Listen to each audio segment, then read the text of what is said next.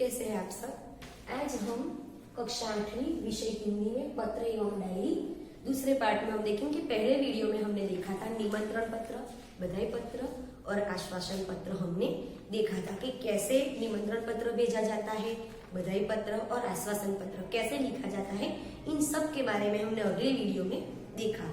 और चौथा पत्र हमारा है अनुमति पत्र। अनुमति यानी कि परमिशन, रजा जो होती है वो। प्रवास में जाने की अनुमति के लिए पिता को पत्र। कैसा पत्र? प्रवास में जाने की अनुमति के लिए पिता को पत्र। वो जो छात्र है वो अपनी छात्रालय में है, जीवन भारती छात्रालय, स्टेशन रोड, दाहोद, 29 सितंबर 2011। तो यहाँ पे हम क्या लिखेंगे? हमारा जो एड्रेस होता है, जो हमारा पता होता है वो लिखेंगे, दिनांक लिखेंगे और पिन कोड नंबर भी हम लिखेंगे। फिर पिताजी को पत्र लिखना है तो क्या होता है, हम अपने मित्र को लिखते हैं तो प्रिय सखी लिखते हैं और प्रिय मित्र लिखते हैं, लेकिन पिताजी को लिखना है तो क्या लिखेंगे? पूज्य पिताजी, सादर प्रणाम। आगे लिखेंगे आपका पत्र मिला। आपका पत्र मिला। सबकी कुशलता जानकर बड़ी खुशी हुई। मुझे खुशी हुई कि घर पर सब लोग कुशल हैं। आप मेरी जरा भी चिंता न करें। वह छात्रालय में रहता है, इसीलिए अपने पिता से कहता है कि आप जरा भी मेरी चिंता न करें। वो कहता है कि आपको सूचित करते हुए मुझे खुशी हो रही है कि, सूचित यानी कि बताते हुए खुशी हो रही है कि हमारी कक्षा के सब विद्यार्थी, मेरी कक्षा में जो विद्यार्थी है सब विद्यार्थी अगले महीने की 17 तारीख को, अगले महीने की जो 17 तारीख है तो 17 तारीख को अजंता एलोरा की गुफाएं देखने जाने वाले हैं। सब लोग अजंता एलोरा की गुफा देखने जाने वाले हैं। तो मैं भी उस प्रवास में सम्मिलित होना चाहता हूँ। तो वो जो छात्र है वो भी प्रवास में जाना चाहता है, इसीलिए अपने पिताजी से क्या लेता है? अनुमति लेते हुए यह पत्र लिखता है और कहता है कि पिताजी मैं भी उस प्रवास में सम्मिलित होना चाहता हूँ। स्कूल बस की व्यवस्था की गई है। अजंता एलोरा की गुफाएं देखने के लिए जाने के लिए स्कूल बस की व्यवस्था की गई है। यह प्रवास 3 दिन का रहेगा। जो हमारा प्रवास है वह 3 दिन का रहेगा और 800 रुपये का खर्च आएगा। पिताजी को बताना तो पड़ेगा ही कि प्रवास का खर्चा कितना है। तो बताता है कि प्रवास 3 दिन का रहेगा और उसका खर्चा 800 रुपये का आएगा। इस प्रवास में बहुत से दर्शनीय स्थल हम लोगों को देखने के लिए मिलेंगे।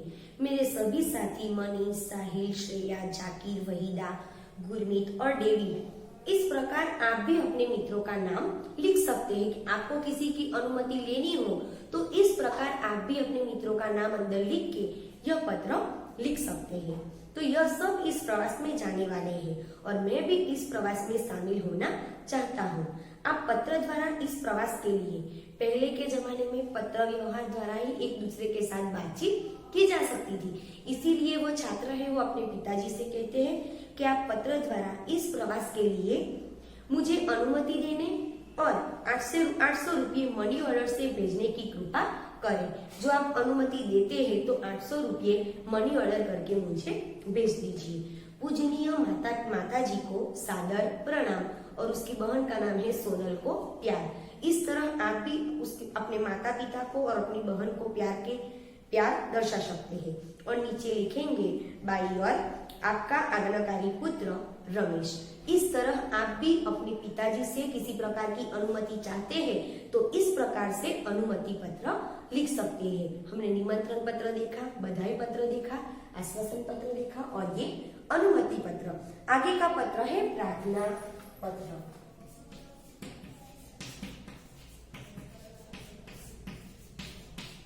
प्रार्थना पत्र को विनंती पत्र भी कह सकते हैं। हमें किसी से माफी मांगनी हो तो उसी प्रकार की बात में हम प्रार्थना पत्र लिख सकते हैं।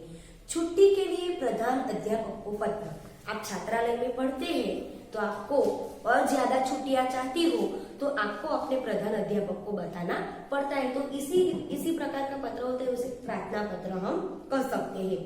वहां का एड्रेस लिखा है, उसने अपने घर का पता लिखा है, देसाई फलिया, भावनगर, 23 फरवरी 2011 और ये अपना पता लिखा है और उसे अपने प्रधान अध्यापक को अपने छात्रालय में पत्र भेजना है, इसीलिए उसने नीचे लिखा है सेवा में श्री आचार्य महोदय, DA सार्वजनिक विद्यालय भावनगर, हम एक एग्जाम्पल के तौर पर देख सकते हैं कि आप अपने गांव पहुंच गए हैं।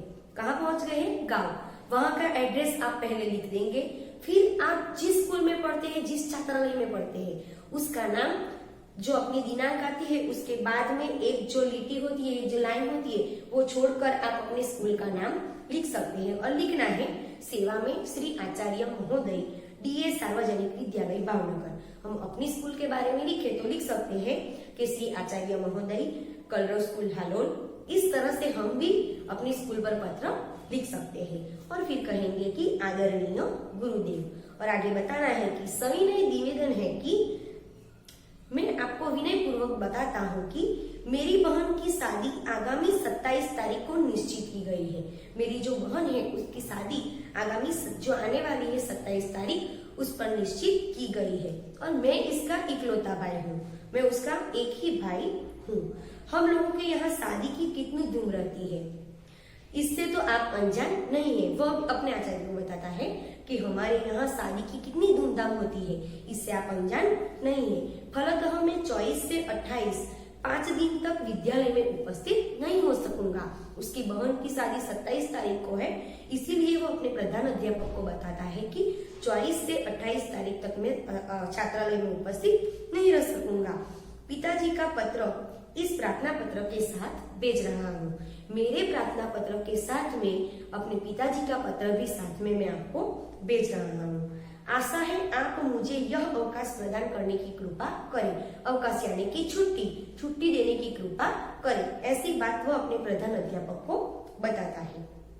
इसके लिए मैं सदैव आपका कृतज्ञ रहूंगा, सदैव आपका आभारी रहूंगा जो आप मुझे अवकाश प्रदान करेंगे। नीचे लिखना है आपका आज्ञाकारी छात्र, अपना नाम लिखना है मनोज पटेल, अपना जो क्लास का जो रोल नंबर आता है क्रमांक, वह लिखना है क्रमांक 25 वर्ग 8 अ। तो इस तरह से हम प्रार्थना पत्र लिख सकते हैं। आगे का पत्र है हमारा कार्यालयी पत्र।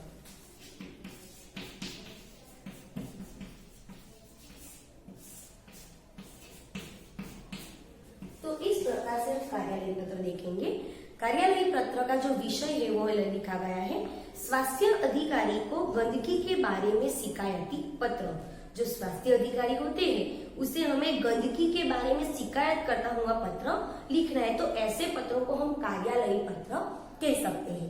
तारीख दिनांक लिखनी है 20 मई 2011। सेवा में स्वास्थ्य अधिकारी महोदय, महानगर पालिका बड़ौदा। हालोल में लिखना है तो आप नगर पालिका हालोल लिख सकते हैं। और ऐसी जगह पर हमें पत्र लिखना है तो वहां आप प्रिय मित्र भी नहीं लिख सकते, पूजनीय भी नहीं लिख सकते हैं, लेकिन आपको कुछ ऐसा शब्द लिखना है मान्य वर। क्या लिखना है? मान्य वर। आगे लिखेंगे सविनय निवेदन है कि मैं गायत्री मोहल्ले में रहता हूँ। मैं निवेदन करता हूँ कि मैं गायत्री मोहल्ले में रहता हूँ। यह मोहल्ला पिछले कई दिनों से ठीक से साफ नहीं हो रहा है। जो हमारा मोहल्ला है वो पिछले कई दिनों से साफ ही नहीं हो रहा है। और आजकल तो शादी का मौसम है, शादी की सीजन चल रही है और रास्ते पर गंदगी फैली हुई है। पास के कूड़ेदान में, डस्टबिन में, जो कूड़ेदान होता है कचरे डालने का, कूड़ेदान में सब जूठन डाल जाते हैं। जो सब लोग हैं वो जूठन, जो बचा हुआ खाना है वो सब यहाँ पे डाल जाते हैं। और बदबू के कारण पिछले 2 दिनों से यह हाल हो गया है कि इतनी बदबू आती है वो डस्टबिन में से। पिछले 2 दिनों से तो यह हाल हो गया है कि वहां से आना जाना भी मुश्किल हो गया है। इतनी बदबू आती है कि हम वहां से आना जाना भी पसंद नहीं करते। आने जाने वाले सभी लोग परेशान हैं। वहां से जो भी गुजरता है वह सब लोग हैरान परेशान है। यदि गंदगी को शीघ्र न हटाया गया तो, जो गंदगी फैली हुई है उसे जल्दी, शीघ्र यानी कि जल्दी नहीं हटाया गया तो मोहल्ले भर में बीमारी फैल जाने का डर है। ऐसा पत्र लिखा गया है कि मोहल्ले भर में गंदगी फैल जाने का डर है। आशा है आप शीघ्र ही उसे हटवाने की व्यवस्था करेंगे। हम आशा रखते हैं कि आप शीघ्र ही उस डस्टबिन को जो गंदा हो गया है, उसमें से बदबू आती है, वो ठीक तरह से हो जाए। आपका विनम्र सेवक सुरेश परमार, गायत्री मोहल्ला बड़ौदा। तो आप इस तरह से कार्यालय पत्र लिख सकते हैं। तो हमने इस वीडियो में अनुमति पत्र देखा, प्रार्थना पत्र देखा और कार्यालय पत्र। और आगे की वीडियो में पार्ट 3 में हम कुछ पत्र और डायरी लेखन के बारे में जानेंगे। Thank you.